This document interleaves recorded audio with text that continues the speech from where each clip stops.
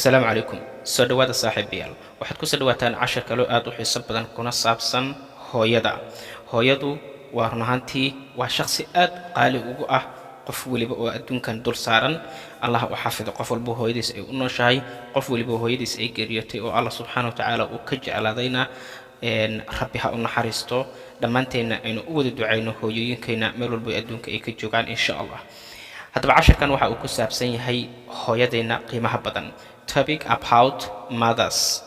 First,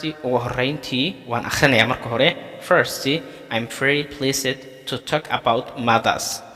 But before I start my topic, I would like to send a warm greeting to the dear mothers. Second, mother's duty is uncountable from the day she got pregnant up to date. During her pregnancy, she suffered so much. She carried us in her womb around 9 months. After she has delivered us, then she pressed us for months and years. Also carried us on her back. At that time, she didn't sleep because of she carrying us. She fed us and sang. Good. She made us laugh and raised it up. She washed our dirty clothes every hour and minute. Finally, I can't count writing the reward for dear mothers, so we must keep for dear mothers. Okay, let's begin our explanation.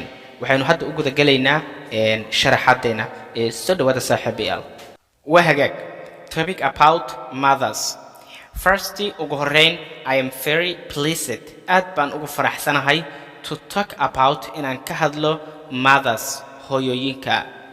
But laakiin before I start ka hor inta aanan bilaabin my topic khudbadayda ama mawduuciga, I would like waxaan jeclaan lahaa to send inaan u diro a warm greeting salaan diiran inaan u diro to the dear mothers hooyooyinka qaaliga ah. Second, tan labaadna mother's duty waajibaadka hooyada.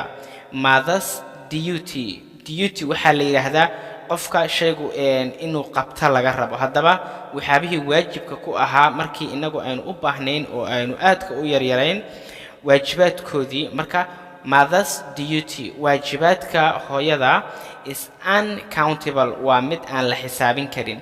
Uncountable aan la xisaabin karin from laga soo bilaabo the day maalintii she got pregnant ay uurka qaaday up to day ilaa iyo maanta. From the day she got pregnant laga soo bilaabo maalintii ay uurka qaaday up to day ilaa iyo maanta waajibaadkii iyo howlihii ay soo qabatay waa uncountable run ahaantii. During intii lagu guda jiro her pregnancy uurkeeda inta lagu guda jirana she suffered so much aad bay u xanuunsataa. She suffered waxay u xanuunsanaysay so much si aad ah. She carried us wayna qaaday in her womb waxayna nagu qaaday ilma galeenka ayaa waxaa la yiraahdaa womb around qiyaastii 9 months 9 bilood ayay caloosheeda nagu siday. Cajiib. And after she delivered us kadib markii ayna keentay waa markii ayna dhashay, then kadibna she breastfed us wayna nuujinaysaa markii ay ku dhasho. maasha Allah tabarakallah waxayna nuujinaysaa for months bilo ayayna nuujinaysaa and years iyo sanado. Also sidoo kaleeto carried us waxay inagu qaadaa on her back dusheeda ayay inagu qaadaa. At that time waqtigaasna she didn't sleep ma aysan hurdin because of sababtoo ah she carrying us inaga ayay naga taxadiraysaa. She fed us wayna quudinaysaa and sang wayna heesaysaayo heesta ilmaha yarka lagu hurdisi oo lagu maaweeliyo ayay had iyo jeer inoo qaadaysaa oo hurdadeedii iyo raaxadeedii intaba ay uga tagaysaa. Cajiib. ilaahu noo xafid hooyinkeena meel walba adduunka ay ka joogaan. beedka labaad, she made us waxay inaga dhigaan laugh way naga qoslisiiyaan and raise it up way naga qoslisiisay wayna na korisay. Raise it up waa koriinshaha. She washed waxay dhaqday our dirty clothes dharkeennii wasakhda ama uskaga lahaa waxayna dhaqdaa dharkeena every hour saacad waliba and minute iyo daqiiqad kasta. Finally ugu dambeyntii I can't count writing qoraal kuma xisaabin karo.